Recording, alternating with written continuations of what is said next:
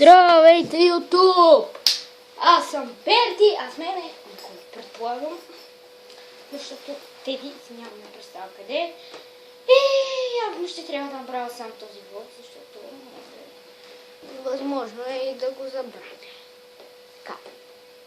Влогът е за даскалото. Нека започнем с първа точка. Когато идвате на даскало, сте така.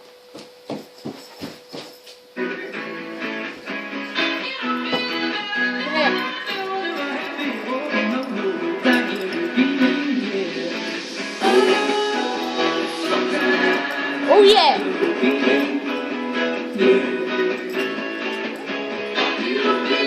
Прибирате се! Oh yeah!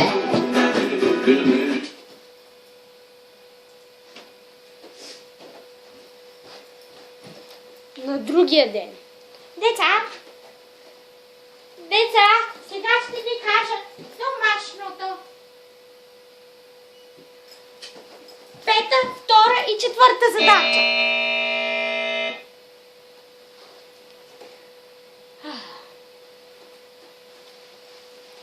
Сега идвам.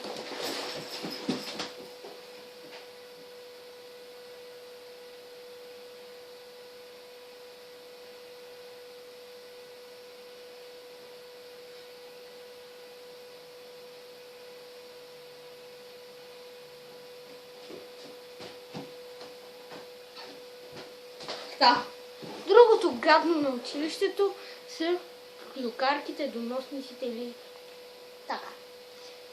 Да започнем. Една случка от моето даскало. Аз и бандата ми отиваме да направим шегичка на някой. Залепваме, слагаме лепил на стола, той залепва и идва доносникът.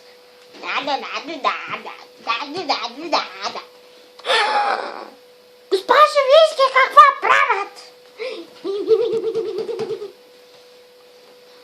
Целият клас е наказан заради тях тримата. Какво се смееш, бе, тъп доносник? Какво се смея ли? Госпожа, той ми се подиграва. Съм честен с хората. Ти си наказан! Без месточасие. Бом. Защо? И така. Много други случаи. Другото гадно е.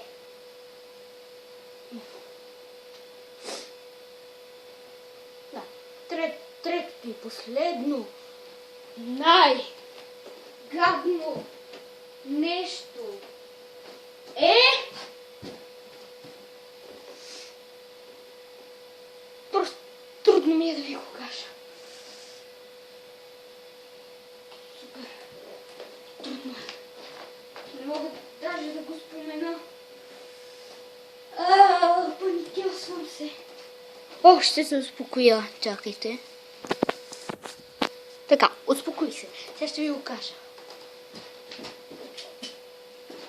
Другото най-гадно нещо е гадно доносничестите клюкарки кифли, които са супер гадни и тъпи. Так. Време е да започна.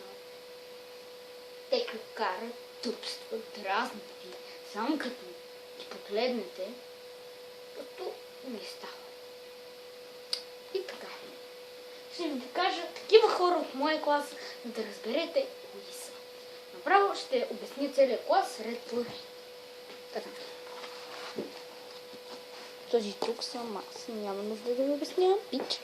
Така. Този е супер маниакален задник. Тази е циганка. Този е спортист. Добре си. Този е гей. Кифла. Тъпа кифла. Клюкарчеста. Тъпа клюкарчеста кифла. Пич. тъпа клюкарчеста кифла. Тази си е добре. Малко е кифла. Малко. Та е супер клюкарчеста, тъпа, супер клюкарчеста, тъпа. Кифла. Мангал. Исти. Вие го знаете. Имаме влог с него. Не, ама той не участва. Той снима клиповете на Смайт. Калоян. Малко си пада. Не много добър. Мобила. Пиче. Кристиана. Не мога да я опиша. Гей. Аутсайдер. Тая е като... Бундинката е като тая. Да не почвам пак да изреждам. Тая е кифла. Кифла и малко, много малко клюкарка. Това е пич. Голям пич. Румяна, супер тъпа кифла нещастна. Цветина. Голяма, супер тъпа, гадна кифла. И ето, така може да познаете хората по вида им. Или ако сте учили 4 години с тях. Точно така. Аз съм за 5 клас, да. Но съм толкова нисък.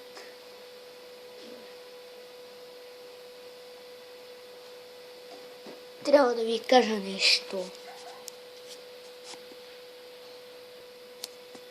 Също много ме дразнат и песничките по време на часа, които звучат така. Чакайте само да отсида. Телефонът ти звъни, ама не дей го дига. Не дей, бе. Абе, не дей, моля се, не го дигай, бе. Абе, спри. Не дей го дига, бе. Не дей. А, така, остай го те, не дей си дига телефона, чули? Не дей си дига телефон, не дей, бе, човек, не дей, бе. Колко пъти ще му каже да не си дига телефона, като е задължително да го дигне? Не точно. Но също са и приятни като тези.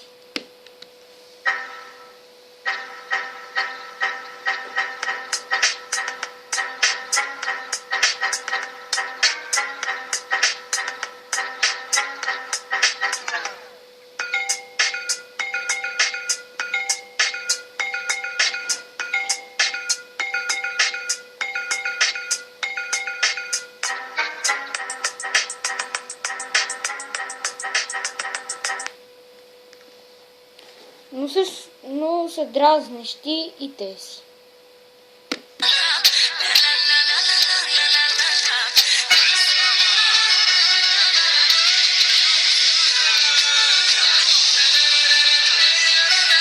Това е много дразнещо. През часа ти звънне чалга. Или нещо дразнещо от този сорт. Нещо супер повтарящо и гадно.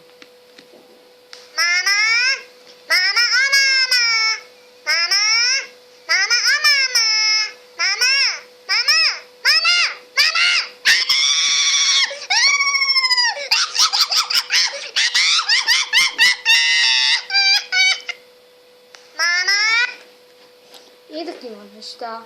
Също е дразнещо и това с псовните, защото после наказват целият клас. Ето, например, нещо като Арабе, къде? Да, нещо като това. Тази пролет оглеждаш ли се за нещо за ебане? Ново и стилно. Ела в Германос да го откриеш. Новия елегантен Samsung X300. Кура ми мотор, газът и писта. Газът е с вградено радио. Защото като те напъна и ще свириш като жетварска стомна на слог. Записа ли ме, педал?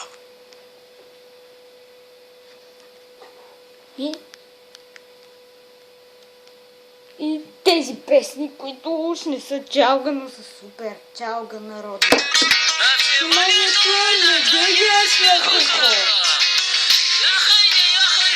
Тая песен в нашия клас става супер известна.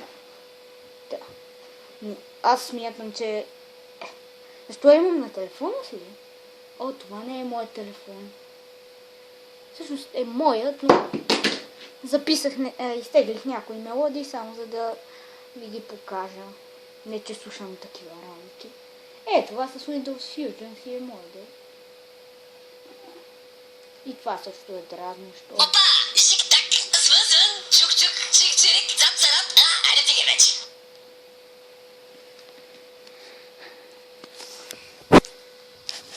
И с това ще привършвам клипа.